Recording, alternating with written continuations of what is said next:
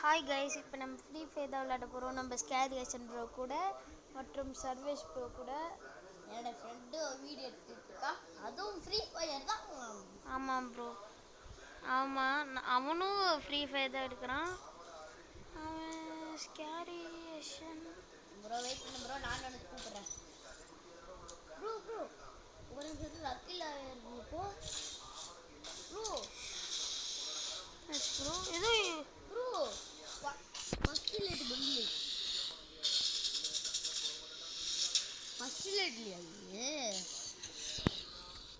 First light bundle அந்த மாதிரி இருக்குது ப்ரோ. ஒரு நிமிஷம். ஓகே ப்ரோ, பாத்தியா?